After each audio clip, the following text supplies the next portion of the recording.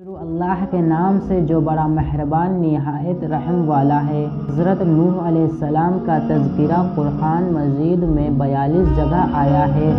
حضرت آدم کی اولاد دنیا میں خوب بڑی، آہستہ آہستہ یہ خدا کو بھولتے گئے جس نے اسے پیدا کیا تھا اور جو ان کو پالنے والا ہے، اور شیطان کے بہکائے میں آنے لگے جس نے حضرت آدم علیہ السلام کو جنت سے نکلوا دیا تھا۔ شیطان کے بہکائے میں آ کر وہ لوگ بتوں اور آگ، سورج وغیرہ کو پوجنے لگے اور ایک خدا کے بجائے مٹی اور پتھر کے بہت سے خدا بنا لیے، اپنے ہاتھ سے اپنا خدا بناتے اور پھر ان سے مانگتے، حالانکہ یہ مٹی اور پتھر کے لیے بھی کچھ نہ کر سکتے تھے۔ ان کے لیے کیا کرتے؟ اللہ تعالیٰ جو اپنے بندوں سے بڑی محبت رکھتا ہے، اس کو یہ کبھی گوارا نہیں کہ اس کے بندے شیطان کے بہکائے میں آ کر اللہ کے علاوہ کسی اور کی عبادت کرنے لگے اور اس کی سزا میں مرنے کے بعد دوزخ میں جلے۔ اللہ پاک نے حضرت نوح علیہ السلام کو اپنا نبی بنا کر بھیجا۔ اس زمانے میں لوگوں کی عمریں بہت بڑی بڑی ہوتی تھی۔ حضرت نوح علیہ السلام 950 سال تک اپنی قوم کو اصلاح کرتے رہے کہ اے لوگوں، صرف ایک اللہ کی عبادت کرو اور میرا کہا مانو، وہ تمہارے گناہ بخش دے گا۔ لیکن لوگوں نے حضرت نوح علیہ السلام کی باتوں کو نہ مانا اور اپنے کانوں میں انگلیاں دے لی اور کپڑے اوڑھ لیے تاکہ حضرت نوح علیہ السلام کی آواز کانوں تک نہ پہنچے۔ حضرت نوح علیہ السلام نے ہمت نہ ہاری، وہ برابر سمجھاتے رہے اور کہتے رہے، اے لوگو، اللہ سے معافی مانگو، وہ بڑا معاف کرنے والا ہے، وہ تم پر آسمان سے بارش برسائے گا تاکہ تم خوب اناج پیدا کر سکو اور اس کے ذریعے سے بڑے بڑے باغ پیدا کر دے گا، ان میں نہریں پیدا کر دے گا، تمہیں مال و دولت دے گا اور بیٹے دے گا۔ تمہیں کیا ہو گیا ہے کہ تم خدا کو نہیں مانتے؟ حالانکہ اس نے آسمان بنائے، چاند و سورج بنائے، اس نے تم کو مٹی میں پیدا کیا اور پھر اسی مٹی میں ایک دن تم مل جاؤ گے اور پھر قیامت کے دن اسی مٹی سے تم کو دوبارہ زندہ کرے گا۔ لیکن لوگوں نے اپنے بتوں کو نہیں چھوڑا اور حضرت نوح علیہ السلام سے کہنے لگے کہ ہم اپنے بتوں کو ہرگز نہ چھوڑیں گے اور ہم تو تم کو اپنے جیسا آدمی ہی دیکھتے ہیں اور تمہارا کہنا بھی صرف چند قریب لوگوں نے مانا اور ہم تو تم کو جھوٹا سمجھتے ہیں۔ حضرت نوح علیہ السلام نے کہا کہ اے میری قوم، میں تم کو جو نصیحت کرتا ہوں اس کے بدلے میں تم سے کوئی مال و دولت نہیں چاہتا، اور جو غریب آدمی مسلمان ہوئے ہیں اور اللہ پر ایمان لائے ہیں ان کو میں اپنے پاس سے تمہارے کہنے سے نکالوں گا نہیں۔ اگر میں ان کو اپنے پاس سے نکال دوں تو خدا کے عذاب سے مجھے کون بچائے گا؟ اگر میں ایسا کروں گا تو بہت ناانصاف ہو جاؤں گا۔ ان کی قوم کے لوگوں نے کہا، اے نوح، تم نے ہم نے جھگڑا بہت کر لیا، اگر تم سچے ہو تو جس عذاب سے تم ہم کو ڈراتے ہو وہ لے آؤ۔ حضرت نوح علیہ السلام نے کہا کہ جب اللہ پاک چاہے گا عذاب لے آئیں گے۔ اللہ تعالیٰ نے حضرت نوح علیہ السلام کو وحی کے ذریعے سے حکم بھیجا کہ تمہاری قوم میں جو لوگ ایمان لا چکے ہیں ان کے اور کوئی ایمان نہ لائے گا، تم غم نہ کرو، ایک کشتی بناؤ۔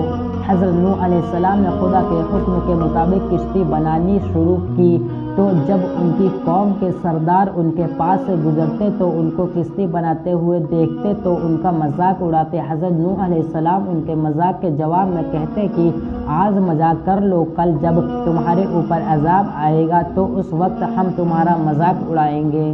آخر اللہ تعالیٰ کا عذاب اس کے وعدے کے مطابق آیا، زمین سے پانی نکلنا شروع ہوا اور آسمان سے بارش آنا شروع ہوئی۔ اللہ تعالیٰ نے حضرت نوح علیہ السلام کو حکم دیا کہ سب جانوروں کا ایک ایک جوڑا کشتی میں سوار کر لو اور جو لوگ تمہارے اوپر ایمان لائے ہیں یعنی مسلمان ہو گئے ہیں ان کو سوار کر لو۔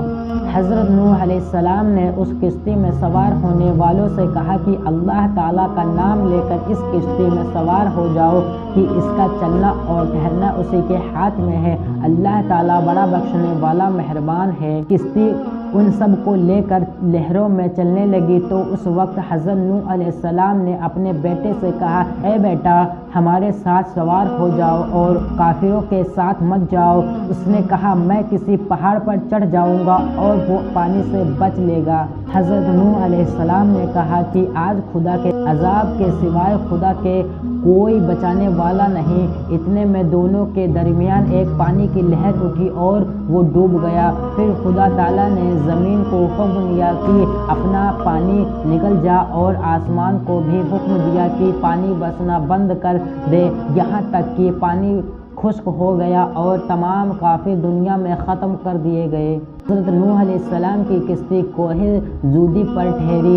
हज़रत नूह अलैहिस्सलाम ने अपने परवरदिगार से अर्ज़ किया कि ए मेरे रब, मेरा बेटा भी मेरे घर वालों में से है और आपका वादा सच्चा है। यानी हज़रत नूह अलैहिस्सलाम का मतलब था कि ए अल्लाह ताला, आपने वादा फरमाया था कि तेरे घर वालों को इस तूफ़ान से बचा लूँगा, फिर मेरा बेटा क्यों डूबा? तो खुदावंद ताला ने फरमाया कि ए नूह, तेरा बेटा तेरे घर वालों में से नहीं था क्योंकि उसके अमल अच्छे नहीं थे। मैं तुझको नसीहत करता हूँ कि ऐसी बात ना कर जो तेरे इल्म में नहीं, इसलिए कि कनान अल्लाह के इल्म अज़ली में काफिर था और यह बात नूह अलैहिस्सलाम के इल्म में ना थी। हज़रत नूह अलैहिस्सलाम ने अल्लाह पाक से तौबा की और अपने कहने की मुआफ़ी चाही। अल्लाह पाक ने उनको माफ़ कर दिया और हुक्म दिया कि ए नूह, हमारी तरफ से सलामती और बरकतों के साथ उतर। इसके बाद हज़रत नूह अलैहिस्सलाम की उम्मत दुनिया बसी और आहिस्ता आहिस्ता उनके बाल बच्चे आबाद होते गए। ये सब लोग खुदा ताला की इताअत करते रहे। ज़माना गुजरता गया और आहिस्ता आहिस्ता शैतान ने फिर बहकाना शुरू किया, तो ये लोग खुदावंद ताला को भूलने लगे। सबक: हज़रत नूह अलैहिस्सलाम जो अल्लाह ताला के इतने बड़े पैगंबर थे, अपने बेटे को उसके बुरे कामों की वजह से अल्लाह ताला के अजाब से ना बचा सके।